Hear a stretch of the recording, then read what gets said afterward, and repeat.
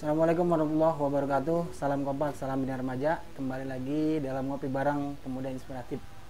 Ngopi bareng kali ini saya udah ditemanin orang yang sangat luar biasa, orang nomor satu di Karang Taruna Indonesia, ialah Pak Didik Mukrianto SHMH.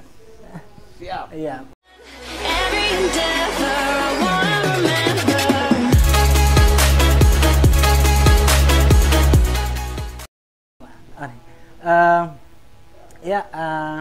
Warga Karang Taruna semuanya, mungkin nanti mudah-mudahan ini menjadi sumber inspirasi kita semuanya atas kita bincang-bincang kita pada sore hari ini bersama ketua kita di Karang Taruna Nasional. Ya, tentunya selain sebagai ketua Karang Taruna sekarang Karang Taruna Nasional, terus juga kemudian anggota DPR juga, DPP partai juga gitu.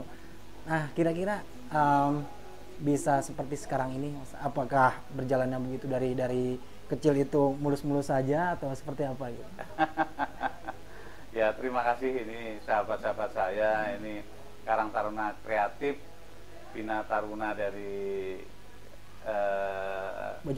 Bojongnangka, Bogor ya. Saya apresiasi sekali terhadap kreativitas dan inovasinya gitu. Nah, ini ilmu itu mahal gitu. Nah, tapi sesungguhnya ilmu itu juga tidak hanya bisa kita nikmati sendiri, tapi akan bermanfaat apabila kita juga bisa sebarkan kepada semua orang. Tentu kesempatan sore hari ini menjadi sebuah kehormatan dan kebanggaan saya bisa didatengin kawan-kawan semuanya, silaturahmi, kita sharing, diskusi terkait hal-hal yang mudah-mudahan kita ikhtiarkan bisa bermanfaat untuk sahabat-sahabat Karang Taruna se-Indonesia gitu. Nah, tadi kalau bicara bagaimana sebuah keberhasilan, tentu kita harus menyadari sepenuhnya, kita harus memahami seutuhnya bahwa tidak ada proses yang sifatnya instan. Tidak ada keberhasilan yang tiba-tiba begitu. Karena ketika kita memperjuangkan sesuatu, ya harus punya keseriusan, ya, punya kegigihan, dan harus punya konsistensi dalam memperjuangkan itu, sama seperti kehidupan. Saya ini mungkin kalau disebut tadi bahwa alhamdulillah diberikan amanah di beberapa hal gitu ya, di posisi saya sebagai pengusaha, posisi saya sekarang memang dipercaya oleh masyarakat untuk menjadi wakil mereka di DPR RI, dan alhamdulillah juga diberikan amanah 2 kali oleh teman-teman Karang Taruna se-Indonesia untuk memimpin Karang Taruna. Tentu ini tidak terlepas bagaimana kemudian kehidupan, proses hidup menempa kita. Disitulah kita harus membuktikan diri kita sendiri untuk menghadapi segala situasi begitu ya. Kadang-kadang situasi itu ada yang mengenakkan gitu, tapi dalam kehidupan ini kalau kita ingin sukses, kalau kita ingin berhasil, maka harus menyadari bahwa tantangannya juga luar biasa besar gitu, godaannya luar biasa besar gitu, tekanannya juga tidak kalah besar gitu. Nah, saya ini memang orang yang sangat bersyukur di Indonesia ini, karena saya ini lahir dari keluarga petani kecil gitu, yang serba terbatas akses, baik akses materialnya, akses ekonominya, akses pendidikannya begitu ya. Namun ternyata hikmah dari itu semuanya yang menjadikan kita lebih struggle gitu ya, lebih kuat menghadapi kehidupan, karena memang prosesnya ditempa oleh kondisi yang sangat susah gitu. Nah, saya ini boleh dikatakan berasal dari keluarga petani kecil yang boleh dikatakan petani miskin gitu. Saya itu lahir masih menggunakan dukun bayi gitu. Dukun bayi bukan karena tidak ada di rumah daerah sakit. mana, Pak? Saya di Magetan, di Jawa Timur gitu, di lereng Gunung Lawu gitu. Nah, bukan tidak ada rumah sakit, bukan tidak ada bidan, bukan tidak ada puskesmas, tapi ya ketidakadaan ekonomi kami yang kemudian tidak mampu membayar bidan atau dokter itu. Dan itu juga terjadi hampir di seluruh desa kita gitu. Nah, saya ke Jakarta memang mengadu nasib gitu. Saya 3 bersaudara, kakak saya perempuan, adik saya perempuan. Manakala orang tua kami tidak punya harta yang dipesankan kepada kami, ya timbalah ilmu setinggi langit gitu. Pesan almarhum bapak saya, kalau bicara ilmu maka dongaklah ke atas gitu. Masih yang harus kamu jangkau ke depan. Masih banyak orang yang lebih hebat dari kamu di sisi ilmu. Makanya jangan pernah melihat ilmu itu ke bawah, lihatlah ke atas terus, biar terpacu. Nah, sebaliknya, kalau kita bicara materi, orang tua kami mengajarkan nunduklah ke bawah, tengoklah ke bawah. Masih banyak keluarga kita, masih banyak saudara kita, masih banyak masyarakat yang jauh lebih susah kehidupannya dibanding kita. Nah, filosofi itulah yang kemudian membuat proses hidup kehidupan ini kita tidak pernah mudah menyerah dengan keadaan, karena saya ini juga orang yang suka mencari inspirasi. Banyak tokoh-tokoh bangsa kita ini yang sekarang ini menjadi tokoh-tokoh besar, orang-orang hebat gitu, berawal dari sesuatu proses yang panjang gitu. Nah, itulah pada saat orang tua kami mewariskan nasihat, pitutur, piweling itu, makanya hanya ilmulah yang bisa menyelamatkan hidup kalian kalau kalian ingin berjuang dalam hidup kehidupan. Jadi dari pelajaran hidup dari kecil gitu Pak, tentunya kan Bapak pasti punya mimpi gitu kan, kira-kira harus udah besarnya harus seperti ini gitu. Kira-kira mimpi yang paling Bapak ingin capai waktu masih kecil hingga Bapak termotivasi gitu untuk sekarang seperti sekarang ini, kira-kira apa gitu Pak? Ya, pasti semua orang punya mimpi ya, nggak mungkin punya mimpi. Meskipun kami di pedesaan yang sangat kecil begitu ya, karena dulu waktu saya kecil itu rumah saya itu alasnya masih tanah begitu. Saya menikmati listrik itu ketika sudah masuk kuliah begitu. Saya menikmati jalan halus dengan aspal itu ketika saya juga sudah kuliah begitu ya. Saya masuk kuliah tahun 1992 gitu. Tapi saya kuliah pun juga karena kedermawanan orang. Saya ke Jakarta menimba ilmu, mencari nasib gitu. Saya pernah jadi tukang kebun, saya pernah jadi pembantu, saya pernah jadi sopir begitu ya. Alhamdulillah Pak, ada dermawan yang kemudian membantu saya untuk menyekolahkan saya gitu. Nah, alhamdulillah karena kesempatan itulah menjadi kesempatan yang sangat berharga buat saya dan tidak pernah saya sia-siakan. Akhirnya ketika saya kuliah, sejak dari awal saya ingin banyak teman, karena saya sadar betul bahwa dari temanlah informasi ada, dari temanlah kemudian peluang ada, dari temanlah bantuan ada, dari temanlah kerjasama yang ada. Filosofi itu akhirnya terbukti dalam hidup saya sepanjang kita mau menempatkan diri pada posisi kita sendiri. Artinya bahwa kita harus jujur pada diri sendiri, kita harus jujur kepada yang lain sehingga kita bisa mendapatkan kepercayaan. Dulu ketika saya di kampung, ingat gak waktu kita kecil sekitar tahun 80-an ketika saya masih SMP begitu ya, itu juga terngiang, wah kita ini waktu sekolah itu seluruh kabinet Indonesia kita hafal satu persatu ya, zaman dulu ya. Kemudian bicara anggota DPR kita juga tahu satu persatu mengenai orang gitu kan, nama gitu kan. Mimpi saya adalah dulu adalah mudah-mudahan besok saya bisa menjadi pejabat, bisa menolong masyarakat kecil untuk mengangkat nasibnya gitu. Karena itu saya alami sendiri. Nah, mimpi itulah yang kemudian ya kok diijabah oleh Allah gitu. Tapi ini saya berbagi dengan kawan-kawan ya.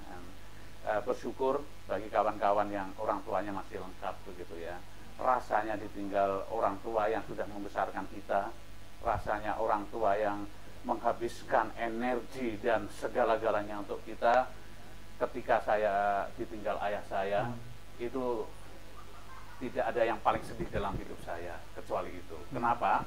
Karena saya tahu orang tua saya itu menyemangati saya, kemudian bertani dengan banting tulang luar biasa, butuh hanya untuk anaknya gitu. Nah, pada saat saya sudah mulai kuliah, cobaan Allah datang. Orang tua saya, bapak saya sakit tidak tertolong. Namun saya dapat pesan sebelum ayah saya berpulang, rahmatullah, pesan beliau adalah beliau memesan kepada saya, mudah-mudahan bapak masih bisa melihat Mas Didi ke kantor pakai dasi sama naik mobil. Hanya itu saja cita-cita orang tua saya sebagai orang kecil, orang miskin gitu. Tapi ya sedih buat saya ketika saat sekarang capaian itu sudah saya dapatkan, ternyata bapak saya nggak sempat melihat. Bapak saya kapundut atau berpulang ke rahmatullah usia 46 tahun.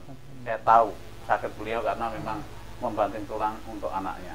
Nah, itulah sekelumit hidup saya. Tapi memang saya ini sejak dari kecil pun saya senang bergaul.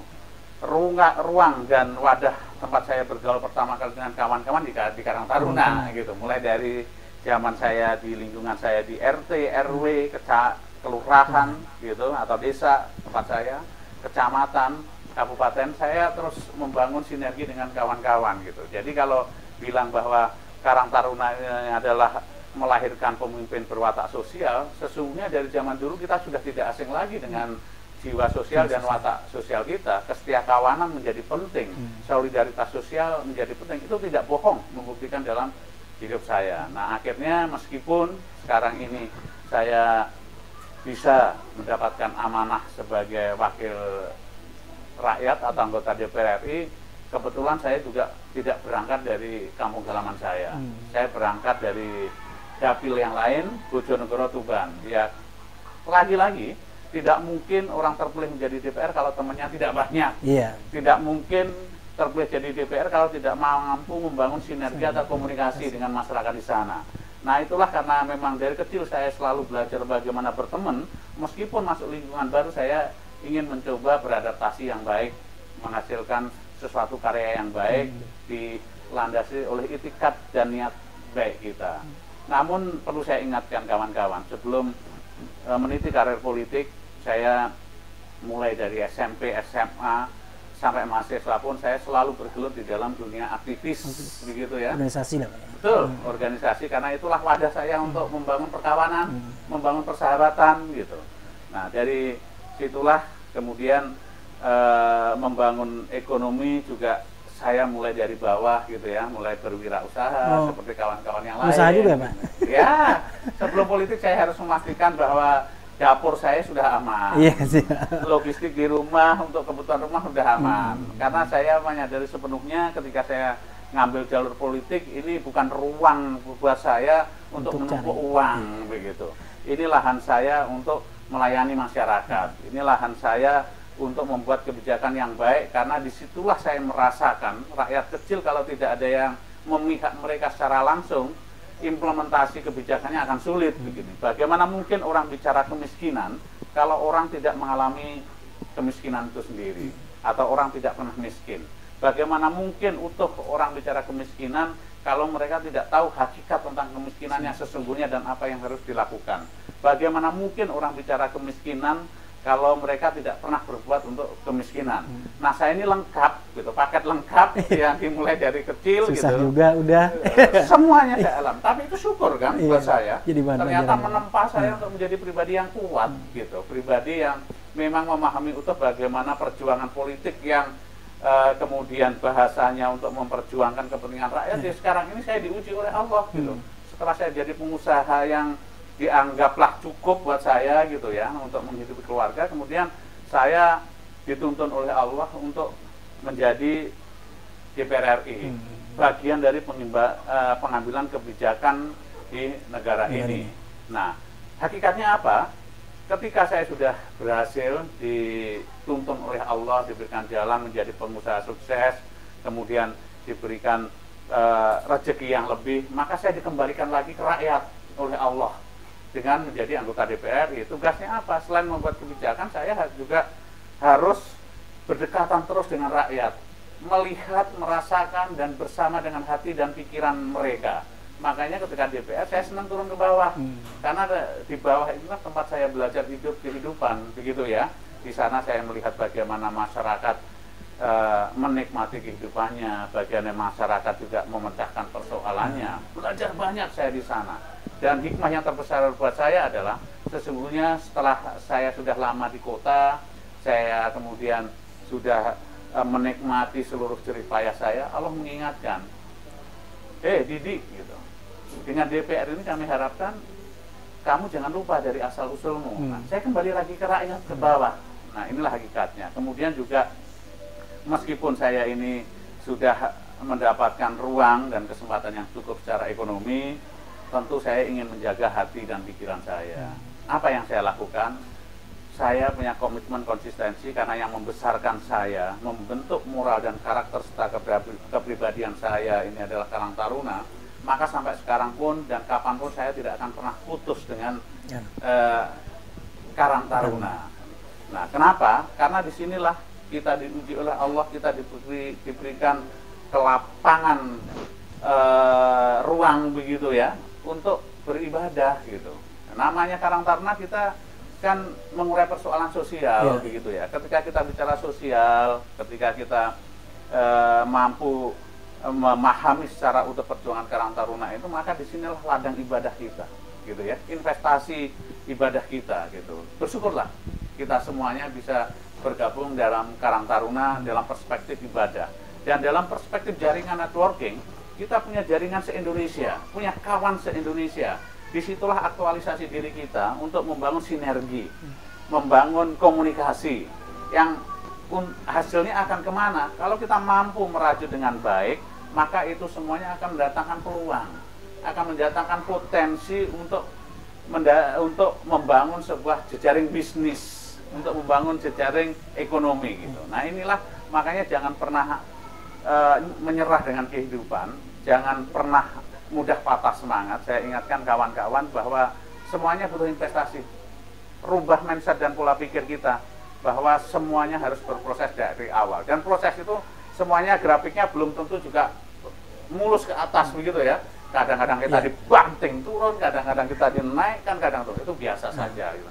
Tapi dengan dinamika naik turun itu kita akan menemukan pola, kita akan belajar, kita akan mendapatkan pengalaman, sehingga ketika kita melangkah lebih kuat, lebih maju lagi, pondasi kita akan luar biasa kuat. Bicara Karang Taruna nih Pak ya, mungkin kan Bapak dari udah sangat lama lah udah berkecimpung di Karang Taruna, terus juga saya juga pernah merasakan gitu di Karang Taruna. Cuman yang saya rasakan dulu bahwa berdasarkan asal kita untuk bergerak di masyarakat, rada kepedulian sosial kita, terus kemudian kita membentuk Karang Taruna. Cuman kita dulu istilahnya kita nggak tahu gitu Pak, garis organisasi kita ke atas tuh siapa-siapa aja gitu kan. Nah sekarang Karang Taruna di bawah pimpinan Bapak nih, kira-kira untuk menghilangkan itu atau untuk supaya lebih Karang Taruna lebih dekat ke bawahnya, kira-kira gimana Pak dalam Karang? Ya ini tantangan gitu, karena kita harus pahami bahwa dinamisasi atau perubahan zaman sekarang ini kemudian kecenderungannya membentuk kepribadian orang itu sangat individualistik begitu ya. Ketika mereka sudah pada zona nyaman dirinya sendiri, dia kecenderungannya sudah tidak peduli dengan orang lain. Ini secara global saya sampaikan. Nah sekarang ini makanya bersyukurlah Karang Taruna itu punya jejaring yang utuh begitu ya. Kami di nasional hasil temu karya kemarin sudah mengukuhkan semangat dan konsistensi kami untuk membangun sinergi yang utuh. Makanya membangun Karang Taruna yang lebih adaptif terhadap perubahan, membangun Karang Taruna yang inovatif, membangun Karang Taruna yang sinerginya cukup, membangun Karang Taruna yang konektif, kemudian membangun Karang Taruna yang kontributif, itu menjadi penting. Apabila kita mampu membangun itu secara utuh, maka insya Allah tidak akan sulit kita membangun sebuah koalisi yang baik di dalam wadah Karang Taruna untuk kemajuan organisasi yang automatically kalau organisasinya besar, maka insya Allah anggota-anggotanya juga akan terbawa. Makanya ketika bicara organisasi, jangan pernah bicara untuk kepentingan sendiri, individu, bicaralah untuk kepentingan besar. Kalau rumah kita besar, wadah kita besar, organisasi kita besar, maka semuanya akan mendapatkan ruang dan kesempatan yang sama. Nah ini untuk ini Pak yang kita rasain gitu ya, kita rasakan di daerah gitu, terutama kita di pedesaan. Kita kadang-kadang punya program gitu Pak. Nah untuk menjalankan program itu kan kita butuh anggaran kadang-kadang, dana gitu. Nah kita terbentur kadang-kadang gitu. Nah kira-kira dari kita kan lembaga gitu, lembaga sosial. Kira-kira dari pemerintah pusat atau misalnya dari Karang Taruna nasional ataupun dari pemerintahan, dari pemerintah Kementerian Desa misalnya gitu, ada nggak sih sumber-sumber dana itu untuk ini ke Karang Taruna gitu Pak?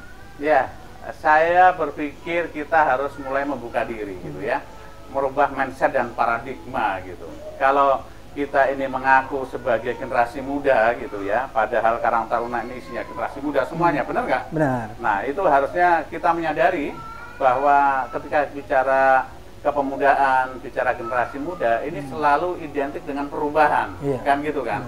Kalau anak muda tidak bicara pembaharuan, maka kita pertanyakan semangat kepemudaan ini. Nah, kepemudaan ini bicara pembaharuan, bicara, saya sampaikan bahwa Karang Taruna ini menjadi salah satu pilar sosial yang memang menjadi mitra Kementerian Sosial dan Dinas Sosial di setiap tingkatan pemerintah. Nah, ketika menjadi mitra ini bukan berarti kemudian kita berpangku tangan, kemudian mengharapkan rasa iba dari pemerintah untuk bergerak. Justru inilah bahwa watak sosial kita, gitu kan, Karang Taruna ini ketika mendapatkan tugas untuk mewujudkan kesejahteraan sosial di generasi muda, kita harus memutar otak, gitu.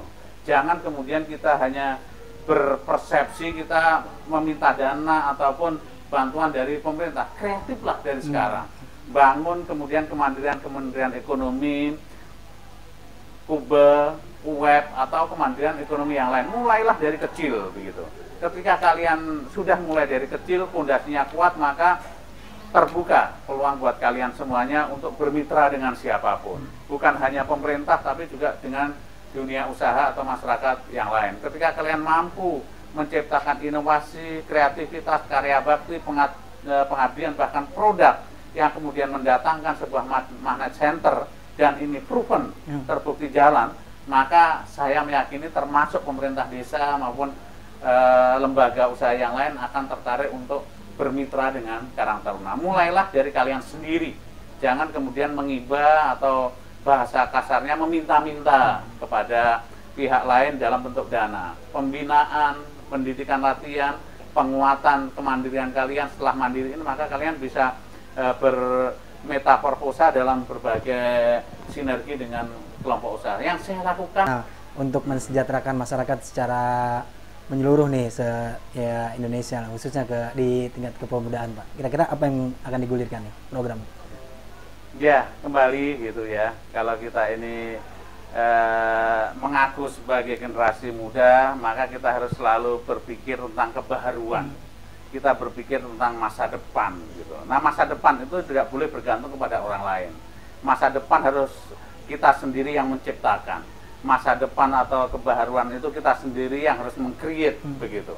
Kalau kita menggantungkan kepada orang lain, sampai kapanpun kita tidak akan pernah mandiri begitu. Kita justru harus mampu menjadi agen perubahan di depan untuk masyarakat kita semuanya.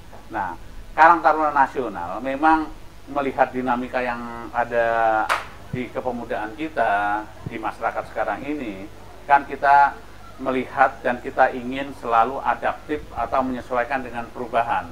Dan sekarang ini penting kita melahirkan socialpreneur gitu ya, wirausaha yang berwatak sosial untuk bisa membantu atau menularkan ilmu, syukur-syukur bisa membantu masyarakat. Bagaimana caranya? Nah, ke depan ini pengurus nasional akan mewadahi seluruh potensi-potensi yang sudah dimiliki oleh Karang Taruna, yang selama ini produk-produk yang sudah dihasilkan oleh teman-teman kita seluruh Indonesia melalui digital platform gitu. Karena sekarang rezimnya sudah rezim informasi teknologi. Ya, sudah zamannya sudah zaman digital begitu. Maka kami di nasional akan segera merilis produk kami, yaitu salah satunya adalah marketplace untuk Karang Taruna, untuk mewadahi teman-teman.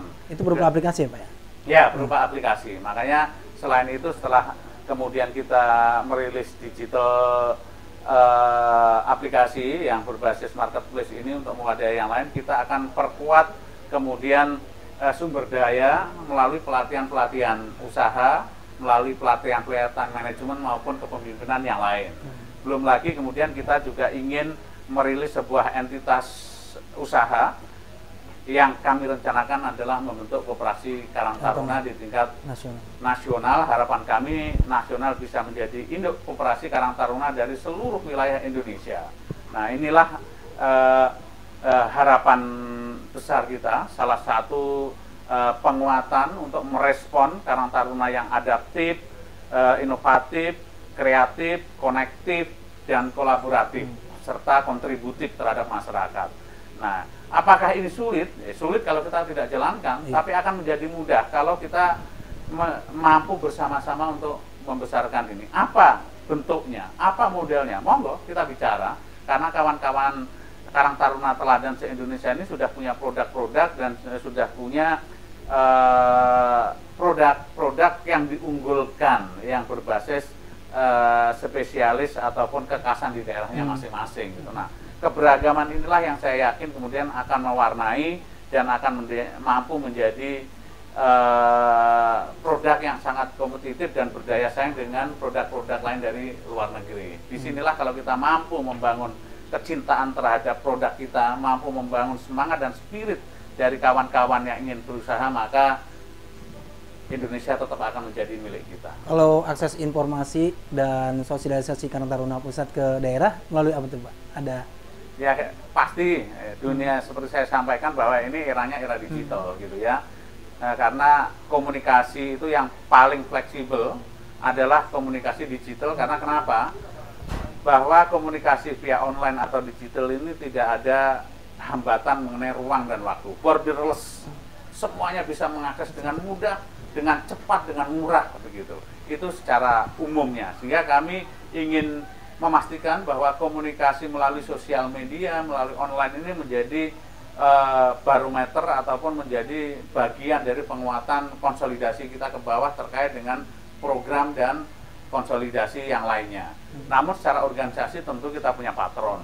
Sesuai anggaran dasar anggaran rumah tangga, namanya organisasi berjenjang dari tingkat nasional, provinsi, kabupaten kota, kecamatan, kelurahan desa, kemudian di bawahnya ada unit RT, unit RW.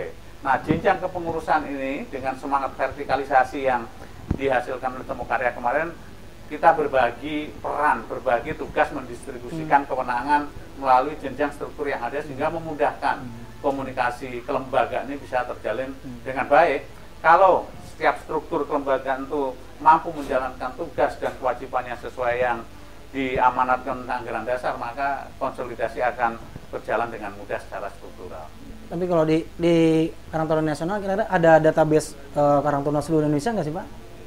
Justru itu, makanya ketika kita sudah masuk era digital, kita ingin adaptif terhadap perubahan teknologi, maka mau tidak mau kita harus punya basis data yang terukur gitu. Bagaimana mengambil basis data yang terukur, maka kita akan menggunakan big data untuk menarik semua potensi-potensi yang ada di Karang Taruna dan mendata seluruh potensi-potensi strategis baik keanggotaan maupun juga kekhasan di daerah dan juga termasuk produk-produk unggulannya tadi. Nah, terus kalau bicara ini Pak, kita kan organisasi sosial gitu Pak. Seandainya nanti kalau misalnya kita punya kekuatan gitu kan, potensi Karang Taruna ini cukup besar gitu. Kalau misalnya suatu saat ini beralih ke organisasi yang lain gitu. Saya menjadi salah satu orang yang akan membentengi dan menjadi penentang apabila ada oknum-oknum atau orang-orang yang ingin menggeser tujuan dan keberdayaan Karang Taruna untuk kepentingan-kepentingan di luar sosial, di luar apa yang menjadi tugas dan kewenangan kami begitu. Itu fatsun yang tidak boleh terjadi begitu. Maka harus kita sadari bahwa tugas sosial di Karang Taruna ini adalah menjadi modal besar kita betul untuk melahirkan pemimpin-pemimpin bangsa yang berwatak sosial. Kenapa itu menjadi penting? Bisa bayangkan kalau banyak kepala daerah, kalau banyak pemangku-pemangku kepentingan di bangsa ini yang punya jiwa sosial seperti Karang Taruna, Masya Allah pengelolaan bangsa ini. Nah, tapi secara kelembagaan Karang Taruna tidak boleh ditarik-tarik ke arah-arah kepentingan yang lain, apalagi untuk kepentingan politik. Namun saya ingatkan bahwa Karang Taruna wajib mencetak kader-kader pemimpin bangsa, baik secara informal maupun formal, lahirnya kepemimpinan yang berjiwa dan berwatak sosial. Bagaimana caranya? Melalui kegiatan kita. Apakah kemudian anggota Karang Taruna, kemudian mentang-mentang Karang Taruna bergerak di bidang sosial, kemudian warga Karang Taruna tidak boleh menggunakan hak pribadinya untuk mengambil ruang-ruang kepemimpinan bangsa. Tidak ada satupun undang-undang yang melarang hak politik individu termasuk warga Karang Taruna untuk bisa menjadi pemimpin bangsa, termasuk untuk menjadi politisi-politisi. Justru kita pastikan sesuai dengan jaminan konstitusi dan undang-undang, maka kita dorong warga Karang Taruna ini untuk bisa mengisi kepemimpinan nasional ini dengan memegang patron fondasi kesetiakawanan dan solidaritas Karang Taruna.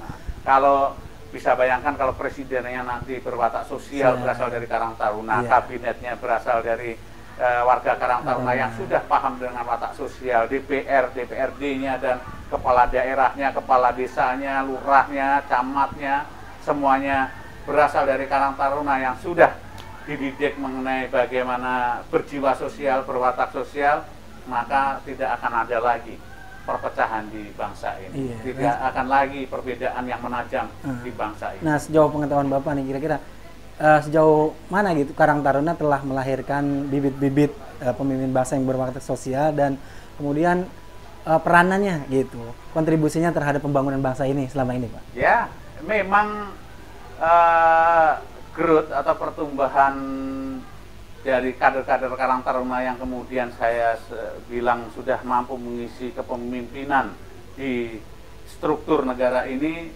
tidak sedikit. Banyak kader-kader Karang Taruna atau ketua-ketua Karang Taruna yang kemudian sekarang menjadi kepala daerah, baik itu gubernur, wakil gubernur, bupati, wakil bupati, kemudian wali kota maupun wali kota, termasuk tidak sedikit warga Karang Taruna yang duduk di Senayan sebagai anggota DPR RI, di DPRD provinsi, kabupaten, kota, dan juga kepala desa. Nah, yang kita rasakan adalah berdasarkan mapping dan berdasarkan pendataan yang dilakukan oleh PNKT ini, apabila kepala daerahnya itu berasal dari Karang Taruna, maka program besar dari daerah itu sangat menyentuh kepentingan sosial, sangat menyentuh dan berpihak kepada masyarakat. Karena penting kebijakan yang dilahirkan oleh eksekutif maupun legislatif itu harus menyentuh langsung kepada kepentingan penguraian persoalan sosial. Nah, nyata sekali bagaimana kepala daerah yang berwatak sosial berasal dari Karang Taruna dan kepala daerah yang tidak atau belum pernah aktif di dalam Karang Taruna. Kebijakannya akan sangat berbeda, maka tidak sedikit jadi kader-kader Karang Taruna yang sekarang ini menjadi tokoh-tokoh publik baik di eksekutif yang legislatif, kemudian terpilih kembali itu karena programnya memang seiring dengan hati dan pikiran rakyat. Nah, teman-teman atau tokoh-tokoh yang Karang Taruna yang sekarang ini menduduki jabatan strategis mengambil kebijakan ini selalu menempatkan dirinya untuk berdampingan dan bersama dengan hati dan pikiran rakyat. Itulah implementasi dari bagaimana Karang Taruna membangun jiwa dan watak sosial, bagaimana Karang Taruna tetap mengokohkan dan meneguhkan solidaritas dan kesetiakawanan sosial. Nah, caranya kita membangun sinergitas antara kita lembaga sosial nih, Pak, dengan lembaga bank yang lainnya. Seperti apa, Pak, gitu? Ya, sekarang eranya sudah semuanya terbuka ya, gitu. Kompetisinya sangat ketat begitu. Organisasi di negara Indonesia ini berkembang luar biasa karena kebebasan berekspresi, kebebasan berserikat, berkumpul kan dijamin oleh undang-undang. Tidak ada seorang pun, tidak satu institusi pun yang kemudian boleh menghalang-halangin orang untuk berserikat, berkumpul. Nah, sekarang bukan hanya Karang Taruna yang kemudian mengambil tanggung jawab dan beban negara ini untuk mengentaskan persoalan sosial. Banyak juga kelembagaan atau kepemudaan yang kemudian mengambil ruang bersama-sama dengan kita dan pemerintah untuk mengurai masalah sosial. Kita bersyukur, kita senang semakin banyak lahirnya kelompok masyarakat, semakin banyak lahirnya institusi sosial di negara ini. Mudah-mudahan insya Allah bisa mengentaskan persoalan sosial yang semakin kompleks ke depan ini. Apabila persoalan sosial ini semuanya merasa punya tanggung jawab, semuanya berbuat, maka insya Allah akan bisa meringankan beban negara untuk mengurai persoalan sosial. Nah, tantangan buat Karang Taruna di situ. Meskipun secara historical, secara sejarah kita sudah 60 tahun dikenal masyarakat, 60 tahun kita mengabdi dan mengkarya baktikan kesetiakawanan dan solidaritas sosial melalui kegiatan sosial kita, namun tantangannya ke depan banyak. Kita tidak boleh berbangga dengan kondisi yang ada. Justru legacy keberhasilan sekarang ini harus kita pastikan jangan kemudian tergerus oleh persaingan yang ada sekarang. Dulu Karang Taruna besar, sekarang Karang Taruna nggak kelihatan gitu. Nah, karena persoalannya bukan Karang Taruna nggak besar, sekarang masih Karang Taruna tetap hidup. Hingga di daerah-daerah, di desa-desa, di ibu kota, bahkan di COVID ini Karang Taruna tidak perlu dikomando, dia tampil ke depan untuk membantu masyarakat, membantu negara. Persoalannya apa? Makanya kita juga harus adaptif atau menyesuaikan dengan perubahan. Kita harus terus menguatkan integritas, kapabilitas dan kompetensi sumber daya Karang Taruna. Kalau kita tidak menyesuaikan dengan perkembangan, maka kita akan tertinggal oleh apapun. Nah, inilah yang saya maksudkan bahwa penguatan kegiatan Karang Taruna melalui jiwa sosialnya, kemudian juga membangun kemandirian ekonominya, melahirkan social planner atau wirausaha berwatak sosial ini menjadi penting ke depan, sehingga ketika Karang Taruna ini mampu membangun jiwanya yang lebih kompetitif dan mampu bersaing dengan perubahan yang sekarang, insya Allah kita nggak akan tergilas oleh zaman. Ini kita baru bicara dari sisi dalam atau dari sisi nasional. Bisa bayangkan kalau nanti pasar bebas, kemudian banyak dari negara asing yang masuk ke Indonesia, kemudian menguasai sektor-sektor ekonomi mikro atau UKM yang sekarang ini menjadi basis kekuatan ekonomi kita yang sekarang ini sedang dikembangkan oleh generasi kita. Kalau Karang Taruna tidak menjadi pilar memperkuat itu, maka dengan semangat adanya pasar bebas, maka tidak tertutup kemungkinan dari negara asing itu akan menguasai ini semuanya. Kalau kita tidak mengembangkan ilmu, tidak mengembangkan pengetahuan, tidak menyesuaikan dengan teknologi dan perubahan, maka tidak tertutup kemungkinan kita akan bisa tergilas oleh masuknya pemodal-pemodal asing yang ingin menguasai sektor-sektor ekonomi kita di tingkat mikro dan UKM gitu. Terakhir Pak, pesan untuk seluruh warga Karang Taruna Indonesia. Ya, saya berpesan gini ya kepada teman-teman Karang Taruna, karena Karang Taruna ini memang dibangun atas basis solidaritas dan kesetiakawanan sosial dengan jiwa dan watak sosial, maka di dalam membangun sinergi, di dalam membangun kolaborasi, kita harus mengedepankan kebersamaan. Kita harus mengembangkan rasa kekeluargaan. Perbedaan boleh, gitu. Tapi perbedaan itu tidak boleh dipertajam. Di dalam keluarga Karang Taruna, ketika terjadi perbedaan itu di dalam sebuah proses itu hal yang sangat biasa. Tapi ketika sudah menjadi sebuah keputusan bersama, maka wajib hukumnya kita semuanya untuk mengamankan. Dan yang tidak kalah penting adalah mari terus berkomunikasi. Mari kita terus membangun sinergi. Karena kebutuhan itu bukan hanya kebutuhan individu atau seseorang, tapi kebutuhan kita bersama. Mari kita kembangkan kreativitas Karang Taruna, kita pastikan kemandirian Karang Taruna secara ekonomi ini mampu menjadi magnet atau trigger bagi generasi muda untuk membangun social planner atau jiwa-jiwa sosial yang membantu masyarakat. Nah, inilah tantangan kita ke depan ya. Maka jangan berhenti berkomunikasi, jangan mudah kemudian merespon sebuah isu yang tidak tahu kebenarannya, kemudian nanti akan berkembang menjadi hoax, berkembang menjadi sesuatu yang nggak ada manfaatnya. Kami pengurus nasional sangat terbuka untuk berkomunikasi dengan segenap kawan-kawan Karang Taruna Indonesia, termasuk desa kelurahan, untuk berkonsultasi. Saya pribadi sebagai ketua umum, ada sosial media saya, di sana ada handphonenya, silahkan. Saya dengan senang hati bisa berkomunikasi dengan kawan-kawan. Bahkan kemarin saya juga melakukan pikon dengan kawan-kawan Karang Taruna desa hampir se-Indonesia gitu. Nah, inilah komunikasi-komunikasi murah yang mungkin kalau saya tatap muka dengan teman-teman Karang Taruna desa, perencanaannya panjang, waktunya susah, tapi dengan teknologi akhirnya mempersatukan kita semuanya. Nah, itu. Baik, Pak Didi, terima kasih atas waktunya, bincang-bincangnya, dan mudah-mudahan apa yang kita cita-citakan di bawah kepemimpinan Pak Didi, Karang Taruna semakin maju, semakin jaya, dan bisa menghasilkan calon-calon pemimpin bangsa yang berjiwa sosial. Amin. Ya, jangan lupa rekan-rekan semuanya di subscribe channel kami di Bina Remaja Official 04. Sekali lagi terima kasih. Assalamualaikum warahmatullahi wabarakatuh. Salam kompak, salam Bina Remaja. Salam Bina Remaja.